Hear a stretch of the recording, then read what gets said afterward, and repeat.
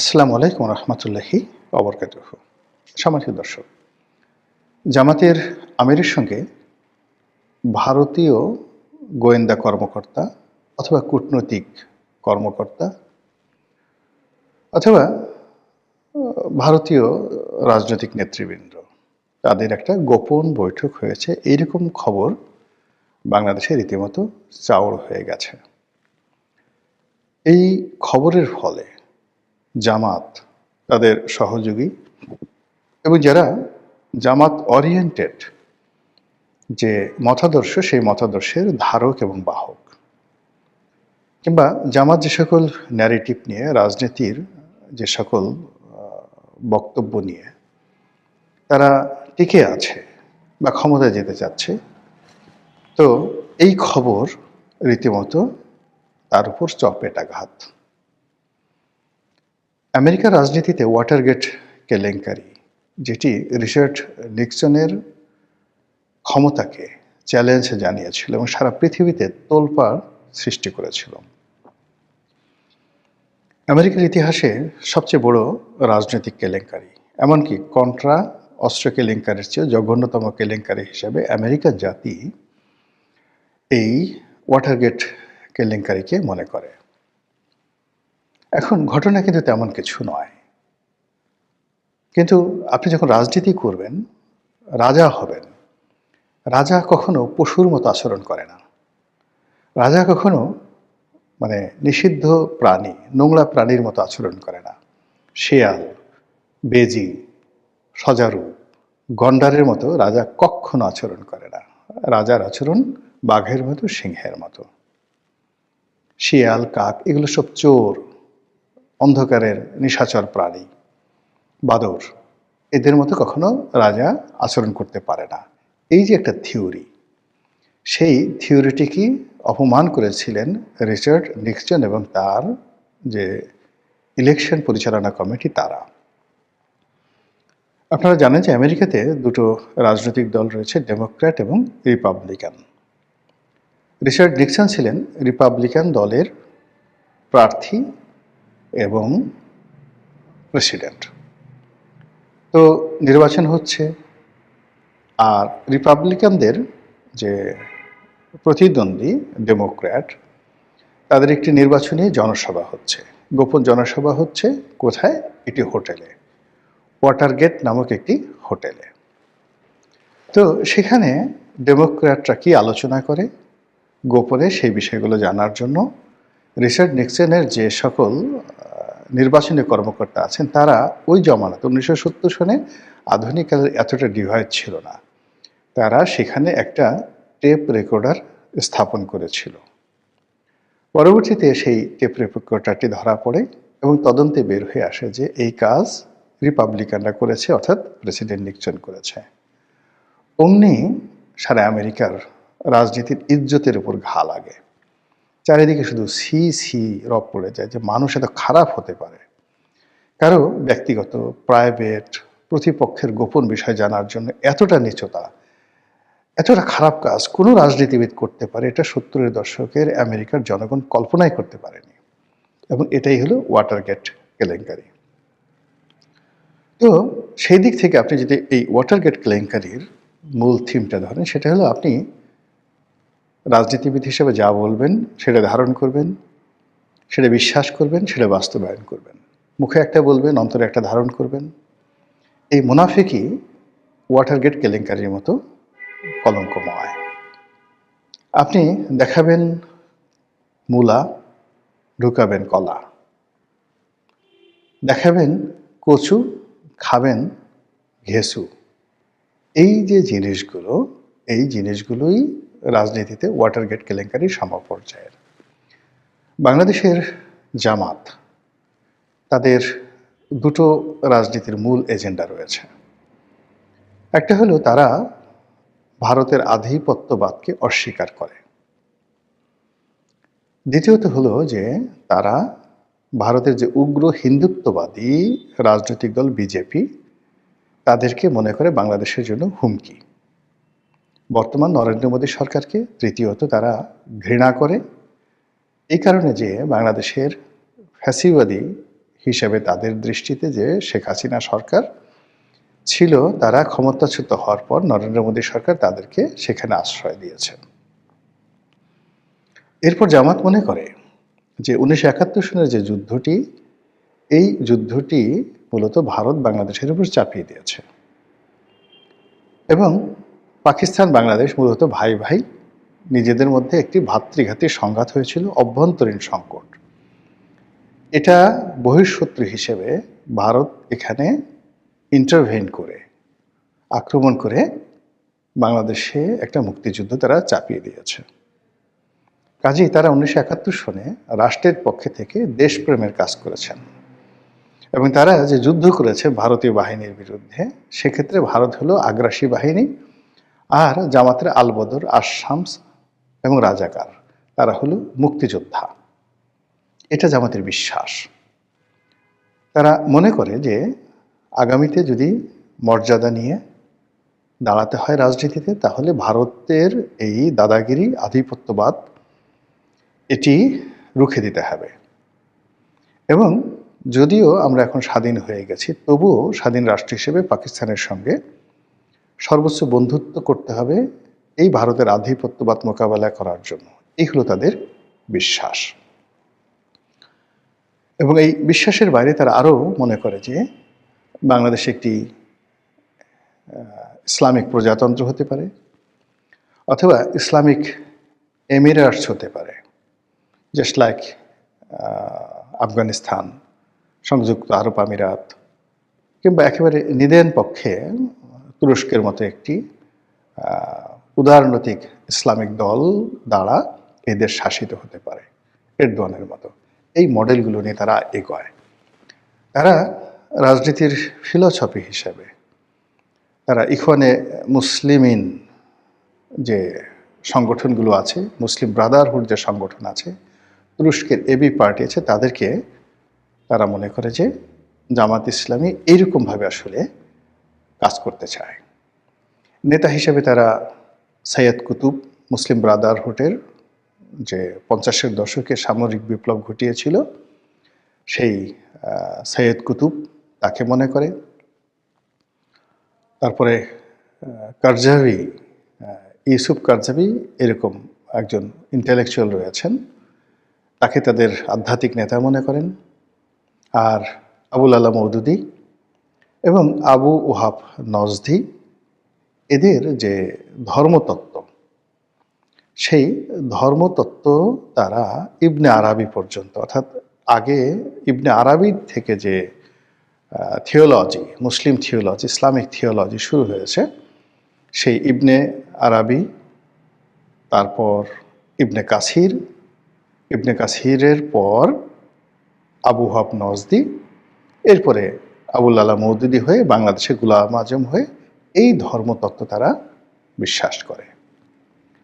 তো এইভাবে করতে করতে করতে করতে 2024 সালের যে জুলাই আগস্ট বিপ্লব হলো, সেই বিপ্লবের সবচেয়ে বড়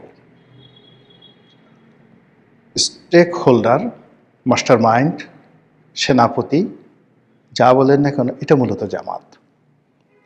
আমরা সবাই এখন জানি যে এনসিপি, টেনসিপি, অন্য যে সকল 10টি প্রক্সি সংগঠন রয়েছে, 10 থেকে 15টি, এটি মূলত জামাতেরই A team, B team, C team, D team. তাদের মাধ্যমে সেই যে 2008-9 সন থেকে জামাত যে প্রস্তুতি নিয়ে যাচ্ছে ধারাবাহিকভাবে, সেটির বিস্ফোরণ ঘটেছে 2024 সনের আগস্ট মাসে। ফলে জামাত এই মুহূর্তে বাংলাদেশের সবচেয়ে শক্তিশালী সংগঠন, যাদের হাতে রাষ্ট্র ক্ষমতা আছে। এবং আজকের দিন পর্যন্ত জামাতই আসলে রাষ্ট্র চালাচ্ছে। আর জনপ্রিয় দল হিসেবে, শক্তিশালী দল হিসেবে, যেখানে যেখানে আসলে প্রভাব বিস্তার করলে জামাতের ক্ষমতায় আসতে, রাষ্ট্র পরিচালনা করতে কোনো সমস্যা হবে না, বরং বদনাম হবে, সেই জায়গাগুলো তারা বিএনপিকে ছেড়ে দিয়েছে। Tempo stand, bus stand, bank, বিমা, চাঁদাবাজি থেকে শুরু করে পুলিশের বড় বড় নিয়োগ বদলি, সিভিল সার্ভিসের মানে মিডল ক্লাসের কর্মকর্তাগুলো সব জামাত তাদেরকে ছেড়ে দিয়েছে এবং বিএনপি সেইকে নিয়ে মুড়ি মুরকির মতো তারা খাচ্ছে। কিন্তু মূল যে হাল, মূল যে বৈঠা, দ্য মেইন সুইচ, এটি আজকের দিন পর্যন্ত জামাতের হাতে। তো এই সময়ের মধ্যে জামাতের আমির আন্তর্জাতিক বার্তা সংস্থা রয়টার্সকে একটি সাক্ষাৎকার দিলেন। তিনি সাক্ষাৎকারটি কেন দিলেন, কিভাবে দিলেন, এটা আমার মাথায় ঢুকছে না, বা এটার আদৌ প্রয়োজন ছিল কিনা আমি জানি না। সম্ভবত ঈর্ষা তাদেরকে পেয়ে বসেছিল। এর কারণ হলো সেই গত ৩-৪ মাস ধরে আওয়ামী লীগ এবং শেখ হাসিনার সম্পর্কে আন্তর্জাতিক সব গণমাধ্যম একের পর এক মানে রীতিমতো বোম ব্রাস্টিং নিউজ করে যাচ্ছে। তারপর তারেক রহমান সাহেবের আগমন, বেগম খালেদা জিয়ার অসুস্থতা এবং সর্বশেষ তার জানাজা নিয়ে আন্তর্জাতিক গণমাধ্যমে কেবল বিএনপি বিএনপি বিএনপি। এর ফলে জামাতের সম্ভবত ইগোতে লেগেছে, এবং এই কারণে হয়তো, হতেও পারে নাও হতে পারে, রয়টার্সের সঙ্গে জামাতের আমির একটি সাক্ষাৎকার দিয়েছেন, এবং সাক্ষাৎকার দিতে গিয়ে তিনি নিজে ইচ্ছা করে হোক বা রয়টার্সের যে সাংবাদিক তার প্রশ্নের ফাঁদে পড়ে হোক, যেভাবে হোক তিনি একটি কথা বলে ফেলেছেন। সেই কথাটি হলো ভারতীয় কূটনীতিবিদদের সঙ্গে বা ভারতীয় কর্মকর্তাদের সঙ্গে তার একটা গোপন বৈঠক হয়েছে, এবং সেই গোপন বৈঠক তিনি গোপন রেখেছেন এই কারণে যে ওই বৈঠকের যারা কর্তা তারা বলেছিলেন যে এটি যেন প্রকাশ্যে না বলা হয়, অর্থাৎ ভারতীয় কর্তৃপক্ষ জামাতের আমিরকে নিষেধ করেছিলেন। এই কথার আগা মাথা, সত্য মিথ্যা মানে অন্তর্নিহিত তাৎপর্য কোনো কিছু বিবেচনা না করে চারিদিকে শুধু ছি ছি ছি ছি ছি, সেই ওয়াটারগেট কেলেঙ্কারির মতো এত সুন্দর দাড়ি নিয়ে, এত সুন্দর টুপি নিয়ে এইভাবে মানুষ এই কাজ করে, সারাক্ষণ মানে ইন্ডিয়াকে গালাগালি করছেন। এই মানে আপনাদের যে বি টিম সি টিম দিয়ে 7 সিস্টার আলাদা করছেন, ডি টিম দিয়ে মুজাহিদ বাহিনী গঠন করছেন, দিল্লি দখল করবেন, আর অন্যদিকে ক্ষমতায় যাওয়ার জন্য দিল্লির পাস আসছেন, দিল্লির লোকের সাথে গোপনে বৈঠক করছেন। কেউ বলছে যে তিনি যখন অসুস্থ ছিলেন তখন তার সঙ্গে দেখা করতে এসছে, কেউ বলছে তিনি দেখা করার জন্য লন্ডনে গেছেন, এবং জামাতের যারা লোকজন আছেন এরকম একটা ছিছি অবস্থা। অন্যদিকে যেটা হলো, জামাতের যে সকল ভাড়া করা বট বাহিনী আছে, যারা ইউটিউবার রয়েছে, যাদেরকে সবাই টোকাই ইউটিউবার বলে, এদের কারো নাম 3 ইঞ্চি, কারো নাম ইল্লু, কারো নাম পিঙ্কু, নানা রকম এদের নাম হয়ে গেছে। এই লোকগুলো এই ভারত বিরোধিতাকে চাঙ্গা করে মানে কতগুলো অন্ধ বাংলাদেশের মানুষ, কতগুলো অন্ধ, কতগুলো বেকুব, কতগুলো মূর্খ, এই একটা বেস, একটা ফ্যান এবং ফলোয়ার বেস তারা গড়ে তুলেছে এই বট বাহিনী। তো এই বট বাহিনীর মুখে মানে জোকের মুখে যদি আপনি লবণ দেন, কিংবা ধরুন কোনো একটা মানুষের মুখের মধ্যে যদি আপনি খুব দুর্গন্ধযুক্ত মনুষ্যবিষ্ঠা আচ্ছা মতো তার মুখের মধ্যে ভরে দেন এবং মেখে দেন, তখন সেই প্রাণীটির যে দুরবস্থা হবে। এখন এই যে জামাতের বট বাহিনী, জামাতের ভাড়া করা সেই ইউটিউবার, এই গোষ্ঠীটির মুখে রীতিমতো সেই আবর্জনা পড়েছে, চুন পড়েছে, চুনকালি লেগে গেছে। তারা এখন কি বলবে?